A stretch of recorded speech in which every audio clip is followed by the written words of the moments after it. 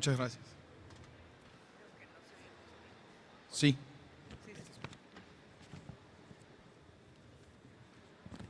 Muy buenas tardes a todos y a todas. Es un gusto estar aquí con ustedes en este congreso que engloba todo el tema energético de Tamaulipas en el año 2025 y el futuro.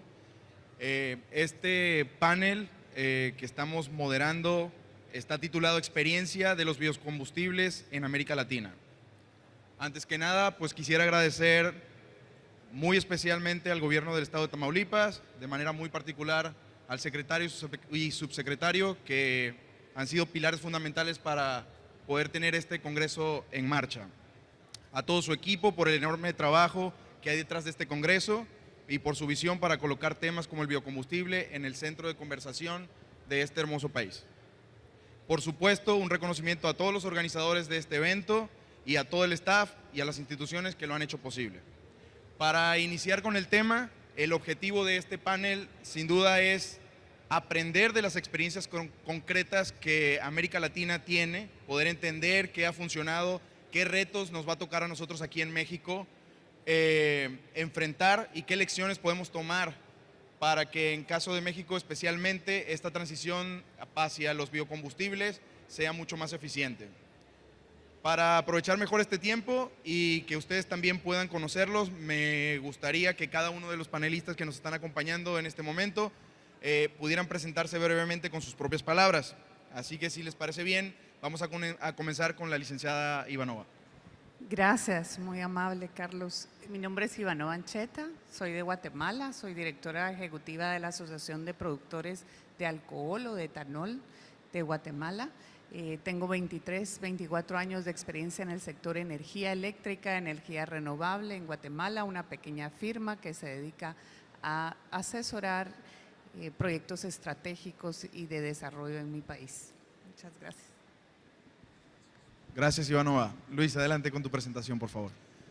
Muchas gracias. Gracias a todos por la asistencia, gracias al Gobierno del Estado, a la Secretaría de Desarrollo Energético y a todas las agencias que nos invitaron y que han hecho posible que tanto ustedes como nosotros estemos participando en este Congreso de Energía y que ahora ya es internacional por parte del Estado de Tamaulipas. Mi nombre es Luis Obediente, soy director general de la empresa Luta Group. Es una empresa binacional con presencia en Estados Unidos y México. Es una empresa que es especializada, estamos especializados en materia de comercialización y logística, en materia energética y de químicos en particular. En los últimos años hemos tenido la fortuna y la oportunidad de colaborar con diferentes agencias, con diferentes laboratorios, organismos reguladores en materias de transición energética.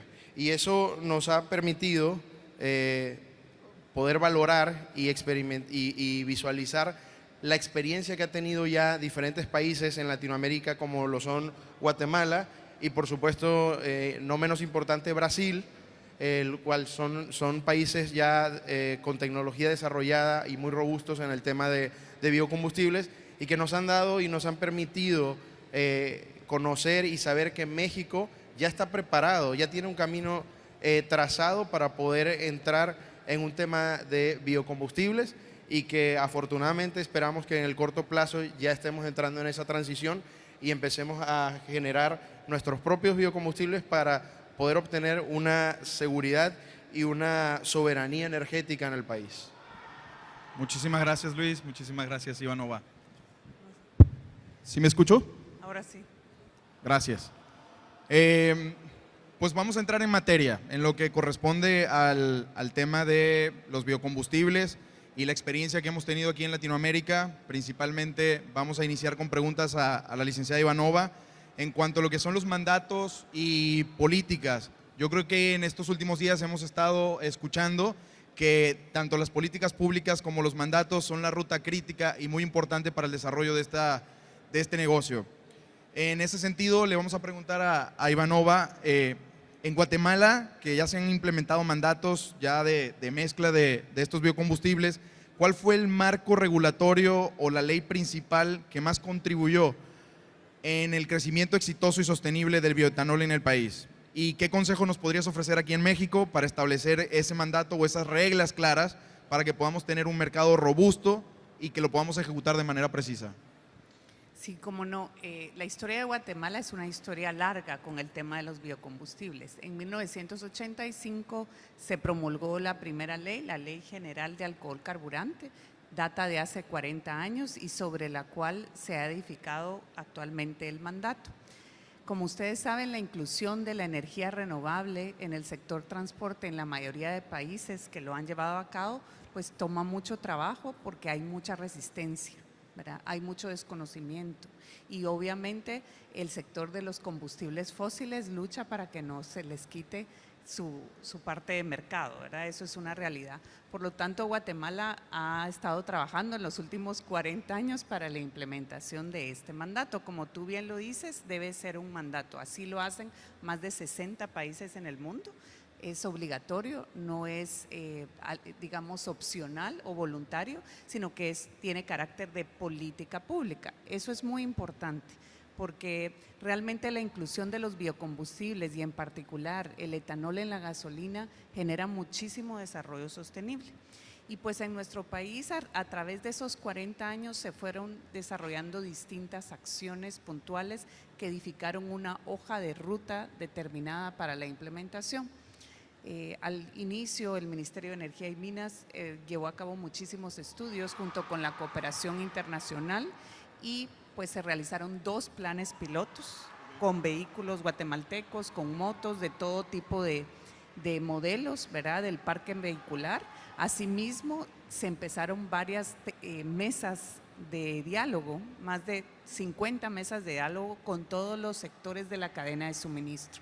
En Guatemala contamos con un libre mercado en los combustibles fósiles. Por ese aspecto, pues hay que haber mucho diálogo entre esos actores. No es fácil implementar una política pública sin ese diálogo, sin ese conocimiento y obviamente asesorados por expertos internacionales y en comparación con experiencias exitosas como Brasil, que ha sido un excelente, digamos, agente estratégico de nosotros, también Estados Unidos, US Greens Council, y en fin, llevamos a cabo una hoja de ruta determinada con estas discusiones, más de 38 mesas técnicas, y pues el gobierno decidió emitir un reglamento que actualiza la ley de hace 40 años a esta realidad, a la realidad de mercado, a la realidad de competencia, de competitividad, de un libre mercado, y pues emite el reglamento mediante un acuerdo gubernativo, el 159/2023, que operativiza la mezcla. Y posteriormente a eso, pues se planteó el inicio de la mezcla en un inicio a 2025, sin embargo, pues vino un nuevo gobierno y como ustedes saben, pues cuando hay un cambio de gobierno se revisan todas las actuaciones y este nuevo gobierno aplazó el inicio de la mezcla obligatoria en nuestro país, pero sin embargo ellos realizaron muchísimos estudios, vieron, investigaron por su parte y convocaron a un nuevo diálogo y actualmente, pues gracias a Dios, el gobierno decidió implementar el mandato el próximo junio de 2026, después de nuevas mesas técnicas de discusión con todos los actores de suministro y pues primero Dios vamos a tener una mezcla en el 2026. El 1 de julio ya todas las estaciones de servicio van a tener etanol. Excelente, muchísimas gracias. Y en particular, o sea, el consejo que nos podrías dar en México, sabemos que hay cambios de administración, que eso puede retrasar un poco el avance eficiente de las políticas públicas. ¿Cómo han hecho ustedes en Guatemala para que eso sea sostenible y puedan llegar afortunadamente en julio del año que viene a que esta ley ya los obligue y que puedan iniciar con esta mezcla de bioetanol? Hay algo muy importante que es realmente edificar una hoja de ruta y sobre todo una regulación que sea coherente con la realidad de cada uno de nuestros países y que sea con estándares internacionales de competitividad, de calidad del biocombustible y también bajo una hoja de ruta técnica, ¿verdad? Eso les puede garantizar a ustedes el éxito. Cualquier nuevo gobierno, cualquier nueva administración o el usuario final nunca va a rechazar la inclusión de los biocombustibles en la matriz energética del transporte, si realmente está basado técnicamente en estándares internacionales y en criterios claros y objetivos. Si ustedes pueden edificar esa hoja de ruta de acuerdo a eso, eso es garantía de que van a tener éxito. Muchísimas gracias. Luis, ya con los comentarios de Ivanova, ¿nos podrías comentar un poco sobre en el tema logístico y transfronterizo del sur de México, considerando la necesidad que México tiene para integrarse en este ecosistema de biocombustibles? ¿Cuáles serían los desafíos logísticos y las barreras, si existen, arancelarias más significativas que existen actualmente para el comercio transfronterizo de biocombustibles o bioetanol entre Guatemala y el sur de México? Gracias, Carlos. Pues bien, realmente logísticamente quisiera comenzar diciendo que considero ya México está preparado en un 70% para poder tener ese tipo de relación bilateral Guatemala-México. Sin embargo, hay dos puntos importantes que considerar. El principal es el regulatorio normativo, que si bien entendemos podemos ya estar casi listos para poder empezar a recibir o entrar en negociaciones de cómo obtener ese producto si todavía no se hace aquí en México, ese biocombustible.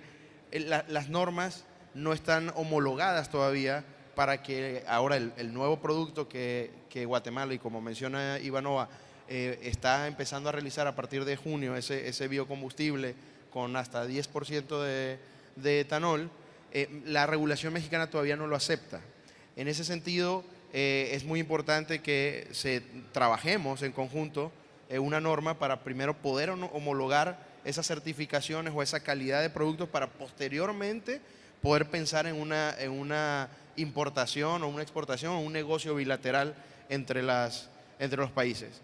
Ahora, logísticamente, y por eso hablaba yo del 70%, que es algo muy importante, si México no tuviera la infraestructura que posee hoy en día, sería difícil poder hablar de que en un corto plazo pudiéramos entrar en esta negociación. Sin embargo, tanto en el área sur de México como en todo el territorio nacional, ya tanto Pemex como empresas privadas tenemos infraestructura suficiente para poder trabajar este tipo de productos o biocombustibles a los niveles de oxigenación que ya plantea tener Guatemala en el siguiente año. Entonces, el 70% básicamente lo comento para decir, logísticamente la infraestructura ya que cuenta México ya es un hecho. Yo puedo decir que ya México puede empezar a hacer ese tipo de comercios bilaterales entre los países. Sin embargo, el tema de normatividad es lo que nos puede frenar, y es ese 30% que considero yo necesitamos trabajar en conjunto todas las agencias para que esto se pueda dar en un corto plazo. Muchas gracias. Ivanova, respecto al desafío, y creo que esto es un tema bastante crítico y siempre nutritivo, los desafíos de la materia prima. Nosotros siempre vemos que se ha manejado el sector con los productores de alcohol, pero hay una diferencia que siempre hay un matiz y un panel de discusión específico solo para ver, oye, ¿cómo diferencian ustedes el tema de el alcohol que es para consumo humano y el alcohol que va a ir para los hidrocarburos o los biocombustibles? En ese sentido, ¿cómo manejaron ustedes o cómo nos podrían recomendar manejar a nosotros la diferencia entre estos dos tipos de alcoholes y eficientizar en temas cultural y de conocimiento con los agricultores este desafío?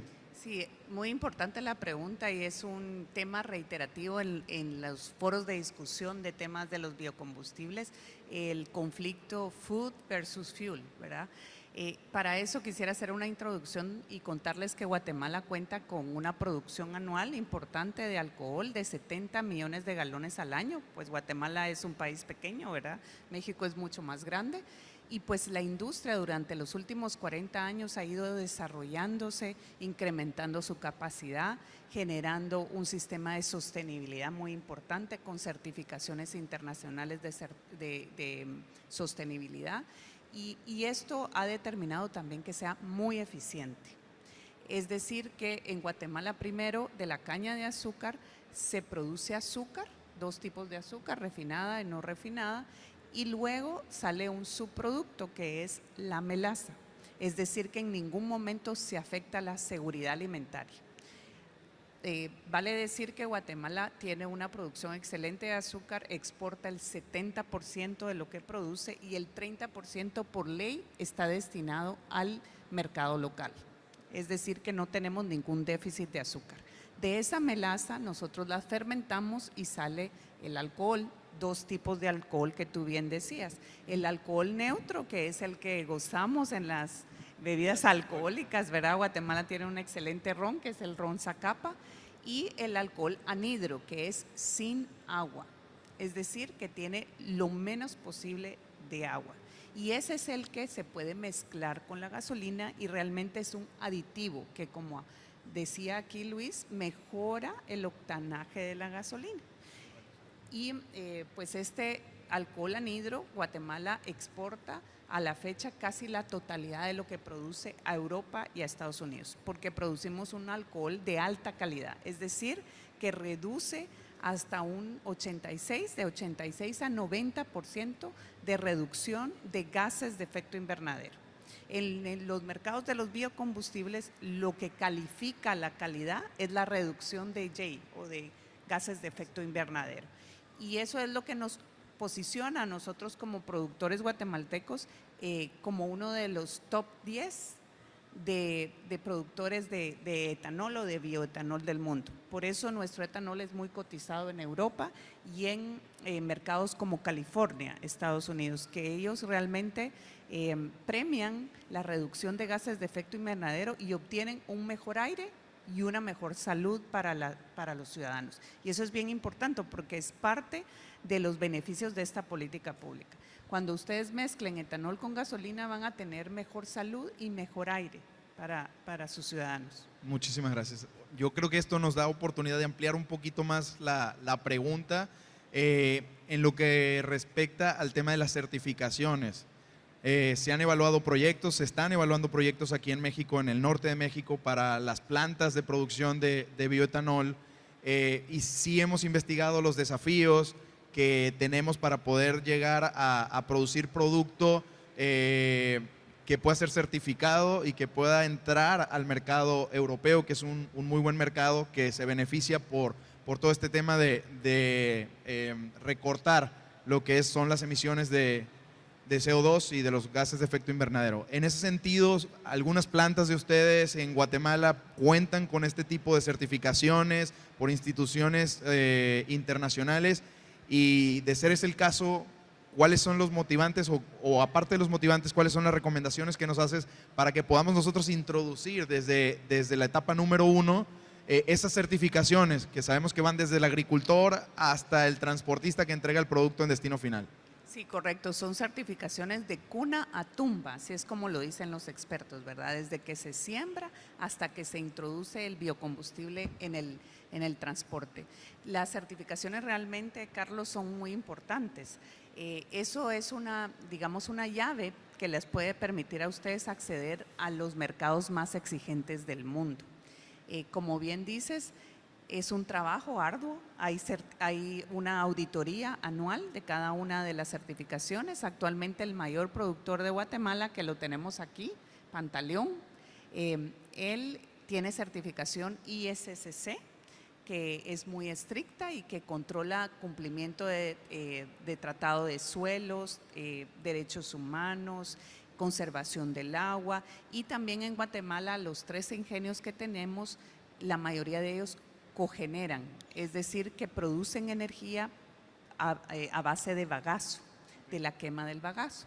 Ellos utilizan esta energía para mantener sus plantas en producción en el tiempo de zafra y también inyectan al Sistema Nacional Interconectado. lo que le genera a Guatemala independencia energética y también una matriz energética renovable.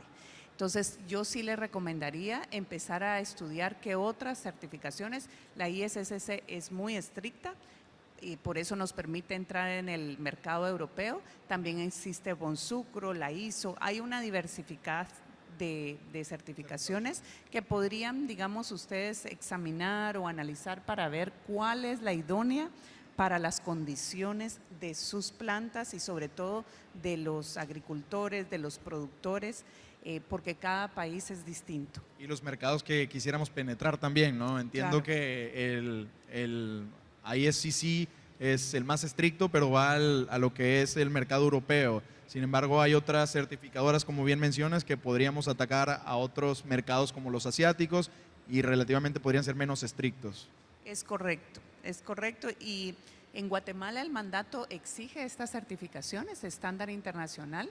Hay varios de los productores que cumplen con ISSC en algunas de sus tierras o territorios, otros con Bonsucro y otros con la ISO. Así que la verdad es que es un estándar internacional que a mí me da mucho orgullo decir que nuestra regulación está homologada a los estándares europeos y eso nos genera una ventaja competitiva. Muchas gracias. Luis, continuando con el tema de biocombustibles, ahora nos vamos a ir a los un poquito más avanzados, basado en la experiencia regional que se tiene. ¿Cuáles son las tecnologías de segunda generación a partir de residuos o los biocombustibles avanzados que en Luta Group ve como mayor potencial de inversión y desarrollo en el corto plazo en América Latina? Gracias, Carlos. Sí, bastante interesante. Yo creo, primero aprovechando el público que nos acompaña, los estudiantes, valdría la pena primero recordar cuáles son las tecnologías de primera generación de biocombustibles y luego pasar a esta etapa de segunda generación, sobre todo por el tema de cómo México hoy en día apenas se estaría iniciando en esta primera fase, ¿no? Entonces, como sector privado, recordando todo el tema de primera generación es básicamente la destilación de productos como el maíz, la caña de azúcar, el sorgo, el trigo, soya, pero es simplemente la destilación de este. Esa es básicamente la primera generación del etanol, es algo que se hace, sin embargo, en México no lo tenemos a grande escala y mucho menos en grado de combustible para los biocombustibles. Y ahora sí, entrando en materia de lo que sería la segunda generación, que básicamente es el aprovechamiento ya de los rastros, del bagazo, de los residuos de los cultivos y con tecnología que en el caso de los rastros hablamos de un etanol que se le llama celulósico y que es a partir de estos residuos.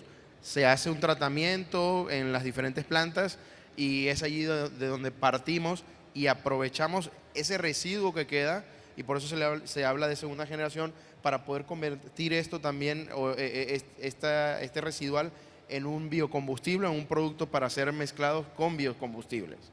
Entonces, hablando de esto, yo quisiera comentar que Latinoamérica no solamente es fuerte en el etanol, sino que también ya tiene las condiciones ideales para generar los biocombustibles de segunda generación o biocombustibles avanzados. Estos combustibles también nos lleva, o estas prácticas, estas plantas, nos llevan a pensar inclusive un poco más allá y ya ponernos un poquito en sintonía con la vanguardia y con las tecnologías que ya se tienen y se están utilizando a nivel mundial, como sería el SAF. El SAF, el Sustainable Aviation Fuel, que básicamente es un proceso que para la segunda generación le llamamos el proceso ATJ o Alcohol to Jet, que básicamente es convertir este etanol de segunda generación en un combustible para aviones, que recordemos, ahorita las regulaciones, sobre todo las europeas y del lado oeste de Estados Unidos, son muy estrictas con el tema de aviación y que nos están solicitando que ya migremos a esta parte de sustentabilidad para bajar o reducir las emisiones y dejar la huella de carbono o reducir la huella de carbono. Pues básicamente, y bueno, algo que sí ya se está haciendo en México es el tema del biocombustible o del biodiesel a base de los aceites vegetales ya reciclados. Este también es un proceso de segunda generación y que básicamente las recolecciones y el mezclado con la materia prima, el diésel, genera este biocombustible de segunda generación. Entonces, si pensamos en largo plazo, el etanol de la primera generación, que ahorita en México estamos, tanto la industria privada como el sector público, impulsando para que ya finalmente podamos entrar en ese camino, los de primera generación es un punto de partida y es importante saber que ya el camino está marcado. Guatemala, Brasil, Colombia son ejemplos muy claros de América Latina, para no tocar el tema de Estados Unidos, sino de América Latina en particular, donde sabemos que México puede estar en muy buen camino porque ya está probado que el etanol o los biocombustibles son el camino no solamente para reducir la huella de carbono, sino para generar mayores ingresos o mejores eficiencias en la parte agrícola y finalmente en el sector de seguridad nacional o seguridad energética nacional. Entonces, realmente es importante que conozcamos, que entendamos y que nos pongamos en manos a la obra para que México pueda ya encaminarse a lograr establecer el camino, la hoja de ruta final, con el aprendizaje y la experiencia que tiene América Latina para inclusive ganar tiempos en los cuales Guatemala, sobre todo, y Brasil tomaron años para poder llegar a esos puntos. Hoy en día México está en la posibilidad de saltarse esos tiempos y ya empezar con pie firme, con una hoja de ruta muy clara, muy precisa, de que podemos lograr inclusive ser un hub por el tamaño que tiene México de producción de los biocombustibles. Perfecto. Yo creo que esto nos abre mucho la puerta allá con la experiencia y el acierto de Guatemala con los biocombustibles. Siempre al final hay detalles que se van normalizando, que los vamos adaptando, pero en el reto de infraestructura, para cuando queremos hacer mezclas de biocombustibles directamente con los combustibles convencionales, los inversionistas, lo que es el sector privado, los importadores de combustibles, siempre son reacios a invertir un poco más en nueva infraestructura, en nuevos equipos, para poder hacer el manejo de este nuevo producto. En el caso de Guatemala, ¿cómo le han hecho o qué están haciendo ahorita para poder impulsar este desarrollo de nueva infraestructura para el mezclado del combustible convencional con el biocombustible? Sí, muy importante pregunta. Primero creo que hay que aclarar mitos, ¿verdad? Algunas personas o cuando hay cambios, y aquí los jóvenes que nos acompañan, siempre hay incertidumbre, siempre se genera duda, las personas piensan que son cambios muy grandes y realmente la inclusión del etanol en la gasolina es bastante práctica y fácil. En el caso de Guatemala, nosotros no producimos petróleo, sino que importamos el 100% de lo que consumimos. Y eso entra a través de los puertos del país. En esos puertos hay unas terminales de importación y en esas terminales lo único que tienen que hacer es ajustarlas levemente, que es una inversión marginal para los petroleros o para los comercializadores, que es un tanque y unos esquís de mezcla. Eso es la única inversión. Después toda la cadena de suministro queda exactamente igual. Si ustedes han visitado Estados Unidos realiza la mezcla de un E10 a un E15 y ninguno nos damos cuenta cuando vamos a las gasolineras, ¿verdad? Solo hay una pequeña calcomanía que dice E10. Pues es el mismo caso lo que va a pasar en Guatemala. El consumidor final puede que se dé cuenta, puede ser que no se dé cuenta y realmente lo que va a estar recibiendo es una ventaja porque va a ser mejor combustible, más limpio, va a mejorar el aire y va a mejorar la salud del país. Perfecto. Bueno, aquí nos quedan 5 minutos más. Yo creo que si podemos hacer una breve conclusión de este espacio, se los agradecería mucho. Yo creo que tenemos 2 minutos cada uno. Luis, si nos podrías brindar tu conclusión para que todo el público se lleve la experiencia de este panel. Sí, muchas gracias, Carlos. Gracias, Ivanova, por tu participación y todo el conocimiento que has compartido aquí con nosotros. Pues bien, para mí es muy claro, y voy a hablar en representación inclusive de la industria privada, un sector de la industria privada donde realmente ya los instrumentos están puestos. México ya tiene el camino, y voy a ser reiterativo en eso, tiene el camino ya trazado para poder hacer la transición energética a los biocombustibles, a que nosotros podamos ser pioneros en materia, y por la capacidad que tenemos, no solamente de agricultura, sino tecnológica, podamos ser inclusive un hub de América Latina en términos de biocombustibles. Y finalmente, de la industria privada también estamos preparados ya para nosotros poder invertir en este tipo de proyectos. Hemos estado en conversación inclusive con el gobierno de Tamaulipas ya para poder iniciar las primeras fases de un proyecto de generación de biocombustibles, o al menos de etanol a base de sorgo, tratando de cubrir la seguridad de agricultura y aparte la seguridad energética.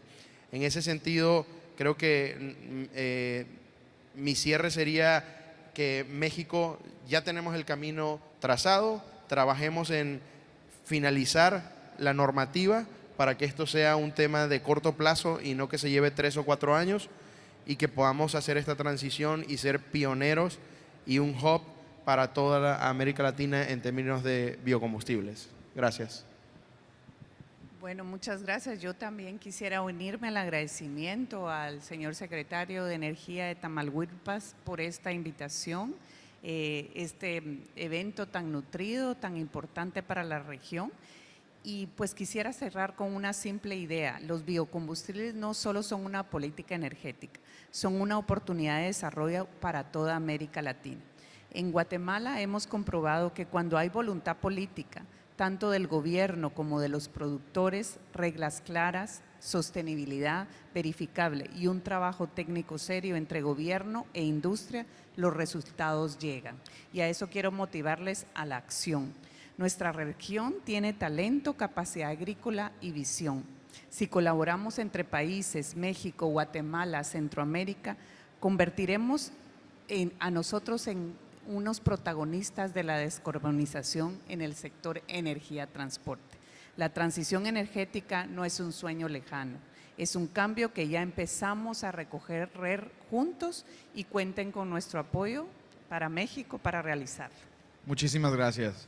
Yo también me gustaría finalizar, voy a dar un mensaje. Me da mucho gusto tener a estudiantes y nuevas generaciones aquí enfrente de nosotros. Quisiera cerrar con este mensaje muy especial, en donde en conjunto yo creo que el mundo en este momento todos sabemos que está cambiando a una velocidad muy impresionante. La transición energética ya no es un tema que antes se hablaba que era el futuro, sino que ahora ya estamos hablando que esta transición es el presente nuestro. Ustedes como estudiantes y nuevas generaciones tienen en sus manos la oportunidad de aprovechar ese cambio y convertirlo en un desarrollo, empleo y bienestar, no solo para México, sino principalmente para el estado de Tamaulipas. Tamaulipas tiene todo, ya lo comentó Luisa Ivanova, para ser un hub energético de talla internacional, no nada más nacional. Tiene la ubicación estratégica, tiene talento, tiene infraestructura, vocación industrial y sobre todo jóvenes como ustedes con ganas de prepararse y de innovar. Si sumamos a eso una visión clara a largo plazo, no me queda duda que en este estado será uno de los principales motores de la transición energética en México y en América Latina. Yo espero que este panel no se quede solo en una buena conversación, sino que sea un punto de partida para que muchos de ustedes decidan investigar más, emprender, involucrarse en proyectos y formar parte activa de esta transformación que se está realizando. A nombre de la organización, gracias a nuestros panelistas, gracias a las autoridades y gracias a todos ustedes por su atención y su participación. Con esto podemos dar de concluido el panel de experiencia de los biocombustibles en América Latina. Muchas gracias.